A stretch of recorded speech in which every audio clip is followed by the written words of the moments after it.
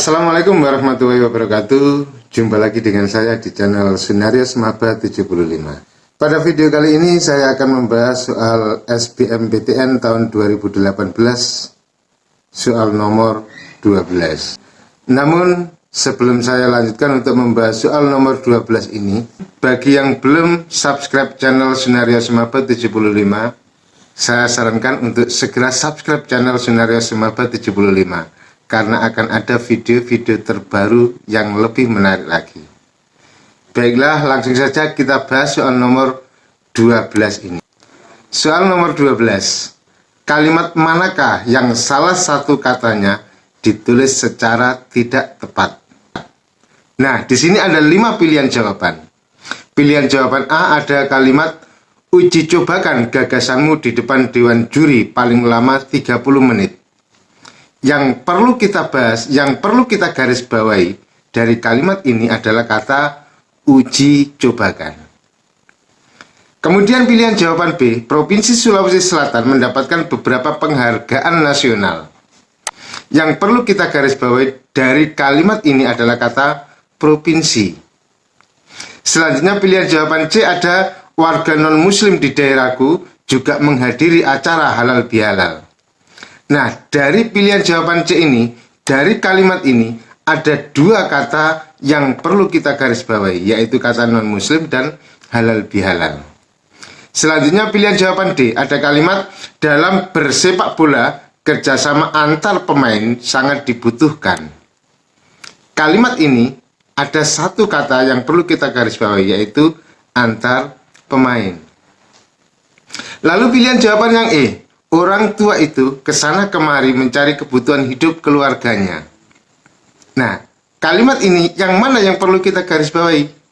Ya, yaitu kata kesana kemari. Nah, dari 5 pilihan jawaban ini kita sudah menemukan kata-kata yang kita curigai penulisannya salah. Selanjutnya mari kita coba untuk menganalisis kata per kata.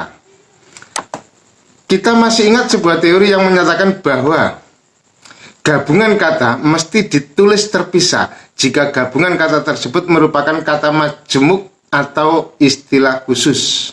Jadi kalau misalnya ada kata orang tua, anak kucing, nikah siri, mata acara, mata angin, nah itu semuanya kita tulis terpisah. Selanjutnya aturan yang kedua adalah gabungan kata yang berpotensi menimbulkan salah persepsi mesti ditulis dengan menggunakan tanda penghubung. Salah satu contoh misalnya, anak istri pejabat itu tengah diperiksa oleh pihak kepolisian. Kalau yang dimaksud di situ adalah anak dan istrinya, anak dan istri pejabat, maka harus ada tanda hubung antara kata anak dan kata istri, yang artinya anak dan istri pejabat. Tapi kalau tanda hubung itu saya pindah ke belakangnya setelah kata istri, jadi anak istri pejabat itu mempunyai paras yang cantik, misalnya kalimatnya seperti itu. Maka di sini artinya apa? Artinya anak dari istri pejabat. Nah, jadi di sini frase anak istri pejabat itu adalah sebuah frase yang ambigu. Untuk menghilangkan keambiguan, untuk menghilangkan kesalah penafsiran, maka diperlukan tanda hubung. Kalau dihubungkan dengan tanda hubung, maka 2 kata itu harus dibaca secara satu kesatuan, satu rangkaian. Jadi anak istri pejabat itu tengah diperiksa oleh pihak kepolisian, atau anak istri pejabat itu mempunyai paras yang cantik, berarti anak dari istri pejabat. Nah, itu aturan yang kedua. Yang ketiga bagaimana? Penulisan gabungan kata yang terpisah mesti tetap ditulis terpisah meskipun diberi sebuah imbuhan. Jadi misalnya ada kata bertepuk tangan. Kata asalnya adalah tepuk tangan, kata dasarnya. Diberi imbuhan ber, maka penulisannya tetap dipisah, bertepuk tangan. Kemudian ada garis bawah yang diberi akhiran i, penulisannya tetap garis bawahi. Nah, ini sama dengan jawaban yang A. Uji cobakan berasal dari kata uji coba. Kemudian diberi akhiran kan, sehingga penulisannya tetap dipisah. Jadi jawaban A itu penulisannya sudah tepat. Selanjutnya, aturan yang keempat, jika imbuhan yang dibubuhkan adalah awalan dan akhiran sekaligus atau biasa kita sebut dengan istilah konfiks, maka gabungan kata harus ditulis secara serangkai.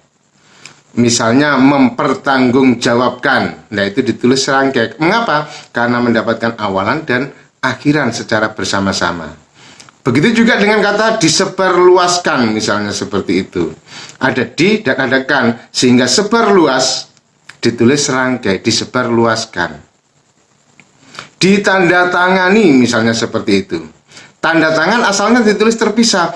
Berhubung mendapatkan awalan dan akhiran sekaligus, maka penulisannya harus dirangkai. Nah, itu aturan yang keempat. Aturan yang kelima, gabungan kata yang sudah padu mesti ditulis secara serangkai. Ada adik kuasa, ada olahraga, ada ekstrakurikuler, infrastruktur, antar kota, antar pemain, non-muslim, dan seterusnya. Jadi pilihan jawaban C dan pilihan jawaban D di situ juga sudah tepat. Halal bihalal itu juga gabungan kata yang sudah sewajarnya untuk ditulis serangkai, yang sudah padu. Maka penulisan halal bihalal juga dirangkai.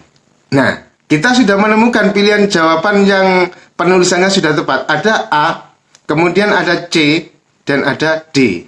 Jadi yang masih meragukan di sini adalah pilihan jawaban B dan pilihan jawaban E. Pilihan jawaban B ada kata provinsi. Betulkah penulisan itu? Kita lihat dalam Kamus Besar Bahasa Indonesia atau biasa kita sebut dengan istilah KBBI. Coba kita lihat. Secara etimologi, kata provinsi berasal dari kata dalam bahasa Latin yang berasal dari kata provincia, tunggalnya. Kemudian provinciae untuk bentuk jamaknya. Yang berarti apa? Daerah kekuasaan. Jadi kata provincia ini berasal dari kata pro dan kata vincia, yang kemudian digabung menjadi satu sehingga menjadi provincia, yaitu suatu wilayah teritorial yang dikehendaki oleh seorang pejabat Romawi atas nama pemerintahannya. Nah, ini diserap ke dalam bahasa Indonesia dan penyerapannya adalah bentuk penyerapan yang adopsi, sehingga diserap secara utuh. Kata provinsi harusnya menggunakan V dan bukan P, sehingga untuk penulisan jawaban B ada kata provinsi, di situ penulisan yang salah. Yang betul provinsi pakai V. Berarti jawabannya B. B mungkin. Tapi kita lihat lagi, kesana kemari. Betulkah penulisan ini? Kesana kemari. Kalau kita buka lagi Kamus Besar Bahasa Indonesia, penulisan kata kesana, ke di situ adalah kata depan. Bertemu dengan kata sana, maka penulisannya harus dipisah. Sementara kata kemari, apakah ke di situ kata depan? Ternyata bukan. Mengapa? Karena tidak ada kata mari. Mari di sini beda dengan mari yang berarti ayo. Sehingga mari di sini penulisannya harus dirangkai. Karena kata kemari itu sebenarnya adalah kata asal yang memiliki makna tersendiri. Oleh karena itu penulisan yang benar harusnya bagaimana? Kesana kemari. Sehingga pilihan jawaban E di sini adalah pilihan jawaban yang salah juga. Nah, ternyata ada dua pilihan jawaban yang betul di sini. Lalu kita menentukan pilihan jawaban yang paling betul yang mana? Tidak bisa. Karena dua-duanya merupakan dua kata yang penulisannya ditulis secara fatal. Kesalahannya kesalahan yang fatal. Kemungkinan memang pembuat soal nomor 12 ini menghendaki ada dua pilihan jawaban. Atau kemungkinan lagi si pembuat soal lupa kalau jawaban B dan jawaban E dua-duanya adalah penulisan yang salah. Saya berbicara berdasarkan aturan yang berlaku di dalam EYD. Jadi saya tidak memihak yang mana yang betul. Sesuai dengan EYD, sesuai dengan aturan, soal nomor 12 ini memiliki dua jawaban. Ada dua kata yang ditulis secara salah, yaitu pada jawaban B dan pada jawaban E. Itulah pembahasan soal nomor 12 SBMPTN 2018.